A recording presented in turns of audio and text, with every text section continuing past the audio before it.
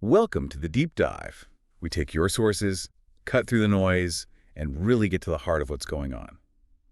Today we're diving into a situation that just, well, exploded a few days ago. The border conflict between Thailand and Cambodia. It's complex, definitely has deep historical roots.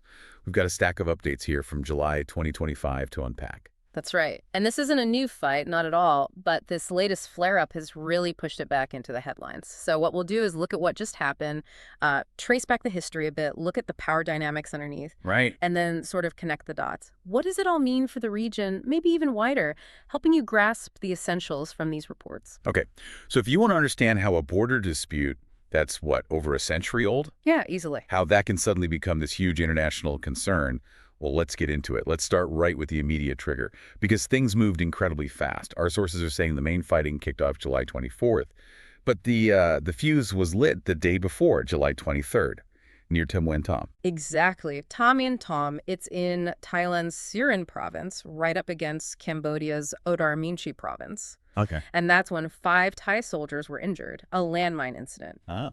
Thailand pointed the finger straight at Cambodia, said they planted it, but Cambodia flatly denied it. They suggested, maybe it was an old mine left over. Which happens. It does, but this disagreement, it just spiraled real fast. Next thing you know, both countries are kicking out each other's ambassadors. Wow, okay.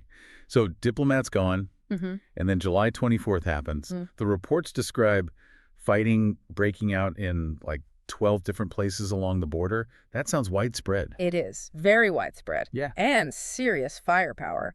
Thailand apparently used F-16 jets for airstrikes. F-16s. Yeah. And Cambodia fired back with rockets. And, predictably, both sides are blaming the other for starting it. It's the classic he said, she said in the middle of a conflict. Very hard to verify independently right now. And the human cost. Yeah. It's already significant just in these few days. It really is. And this is where you see the immediate tragedy, right? The civilians caught in the middle. Sources are reporting at least 19 dead in Thailand. Mostly civilians. And tragically, children included. Oh, that's awful. And in Cambodia, 13 reported deaths. Then there's the displacement, just huge numbers, over 150,000 people fleeing their homes. 150,000. Yeah, the breakdown is roughly 130,000 in Thailand and about 4,000 in Cambodia. It's a massive humanitarian situation unfolding very quickly. And beyond the human tragedy, the physical damage. You mentioned rockets. Right. Cambodian rockets reportedly hit a Thai gas station and even a hospital. A hospital. Meanwhile, Thai jets apparently bombed Cambodian military positions and also a road near the Priya Vihear temple, that famous temple. And there's this other point in the sources that really jumped out at me. Cambodia accusing Thailand of using cluster bombs. Illegal ones. Yes, that's a very serious accusation. And they're pointing back to similar claims made in 2011. Right. Has Thailand responded to that specific claim in these reports? Not that we can see in the sources we have right now. There's no direct rebuttal mentioned on the cluster bomb accusation. Okay. So chaos erupts. People are displaced. Serious accusations flying. What was the immediate official reaction? Well, Thailand acted fast. They shut down all the border crossings, all of them. And by July 25th, they declared martial law in some of those border areas. Martial law. That really shows how serious they view the threat. Absolutely. It has a massive impact on daily life, movement, everything in those regions. So this isn't just some sudden argument that popped up last week. As you said, this has deep roots. The sources point to over 100 years of simmering conflict. Exactly, over a century. And the core issue, fundamentally, is disagreement about where the border actually is. Especially around these ancient Khmer temples. Priya Vihear is the most famous one, but also Tam Wen Tom, where this latest incident started. And a lot of this goes back to a map from 1907. Yeah, it's kind of incredible. A map drawn back when France controlled Cambodia. And apparently the map itself wasn't very clear. It's described as blurry in some analyses. That ambiguity, it's basically been the source of tension ever since. Like a ticking time bomb baked into the geography. Sort of, yeah. And even when the International Court of Justice weighed in, back in 1962. Right, they ruled on Priya Vihear. Gave it to Cambodia. They did. But crucially, that ruling didn't definitively settle the arguments about all the land around the temple. Ah, so it solved one problem but left others lingering. Or maybe created new ones. Precisely. A classic example. You resolve the main point, but the surrounding details become the new battleground. And we've seen these tensions flare up before because of it. Remember 2008, when Cambodia wanted UNESCO World Heritage status for the temple? Yes, there were clashes then. And again in 2011, quite deadly fighting back then too. So this latest round, July 2025, it fits a pattern, sadly. A pattern of deeply embedded grievances. Okay, so history is key. Let's look at the present capabilities Yeah. and maybe the politics driving this. Militarily, how do they compare? Well, on paper, Thailand has a clear advantage in numbers. Their army is around 361,000 strong. That's roughly 3 times the size of Cambodia's military. 3 times bigger. Yeah. And they generally have more modern equipment. Those F-16s we mentioned are a big example. Plus, Thailand has a stronger economy, generally speaking, and historically, a close military relationship with the U.S. Okay, so bigger army, better tech, U.S. ties. But Cambodia isn't just rolling over. What advantages did they have? Well, their army is smaller, about 120,000 soldiers, and the equipment is generally older. But the reports highlight this new military service rule requiring young people to serve that could bolster their numbers or readiness. A draft, essentially. Seems like it, yeah. Plus, Cambodia has strong backing from China. That's a major factor. And geographically, some reports suggest the terrain along parts of the border might favor defenders, which would be Cambodia in many scenarios. Interesting. So it's not just a simple numbers game. Terrain, alliances.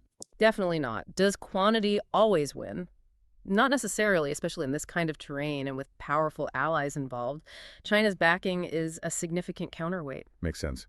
What about the internal politics? Is that playing a role here? Almost certainly. Both sides are dealing with domestic pressures. In Thailand, it's quite dramatic. The prime minister was actually suspended just this month, July 2025. Suspended? Why? Apparently, due to fallout from a leaked phone call with Cambodia's leader, it caused a public backlash. And you've got the Thai military, which is always a powerful force in the background. Some analysis suggests they might use this conflict to assert more influence, especially if the public is angry and wants a strong response. Okay, so political turmoil in Thailand. What about Cambodia? Hun Manet is relatively new as leader. Right. He's the son of the longtime leader, Hun Sen, and there's likely pressure on him to look strong, to prove himself. His father, Hun Sen, is still very influential behind the scenes, and he has a long history of using nationalism, sometimes stirring it up, for political gain. This conflict could feed into that. And the new military service role you mentioned. Yeah, that could be part of projecting strength, signaling readiness, preparing the country, psychologically perhaps, for more conflict. So we have the immediate fighting, the deep history, the military balance, the internal politics. Let's zoom out. What are the wider ripple effects? The most immediate one is humanitarian. We talked about the displacement, over 150,000 people. Yeah. Shelters are reportedly packed. It's always the civilians who suffer most directly and immediately in these things. Absolutely. And regionally. 2 Adagian members fighting. Yeah. That can't be good. No, it's definitely not. It could really damage regional stability, cooperation, trade within Southeast Asia. And then there are mentions of potential new U.S. tariffs looming. That just adds another layer of economic uncertainty for the whole region if instability spreads. And thinking even bigger globally, you mentioned the U.S. and China. Exactly. Thailand is a long-standing U.S. ally, treaty ally even. Cambodia has moved much closer to China, relies heavily on its support. So this local border dispute, rooted in old maps and temples, it inevitably becomes a sort of proxy arena, or at least a flashpoint, in that larger U.S.-China competition. Which makes finding a solution much harder, I imagine. It certainly complicates things. External powers have their own interests. So, amidst all this, is anyone trying to calm things down? What about diplomacy? Well, Cambodia seemed to move quickly on that front. They reportedly called for UN intervention on July 24th. Okay, going international. Yes, and a UN meeting was apparently planned for the 25th. So they're actively seeking multilateral help. And regionally, Malaysia has stepped up, offered to mediate between them. That's hopeful. A regional player trying to help. It is, but there's a hitch. The reports suggest Thailand is indicating it prefers to handle this directly with Cambodia, bilaterally. Not keen on outside mediators, maybe. It could complicate things, yeah. If one side wants international involvement and the other wants direct talks, finding a common path for negotiation can be tricky. And the big powers. Right. China.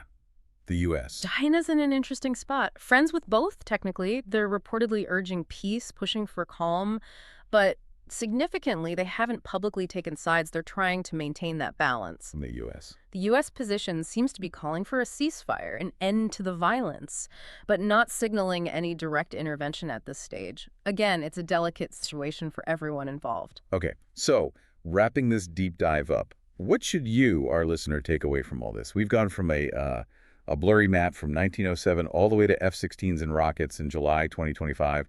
It really hammers home how these old historical issues mixed with modern politics and military power can just erupt, and the human cost is immediate and devastating. Absolutely. It shows that conflicts like this are rarely about just one thing. It's this whole complex web history, nationalism, politics, geopolitics, resources. What's happening now around Tom One Tom is just the latest chapter, a particularly violent one, unfortunately, in a story that's been going on for a very, very long time. It really makes you think, doesn't it? Mm. How incredibly powerful these old documents, these lines on a map, these court rulings from decades ago can still be today, the lives they impact. And it leaves us with a question, maybe for you to ponder. When you have this mix, deep historical claims, modern political realities, powerful outside influences, what does a real, lasting resolution even look like? Is it just about redrawing a line? Or does it need something deeper, maybe a fundamental shift in how everyone involved sees the past and the future? A difficult question with no easy answers. Thank you for joining us for this deep dive.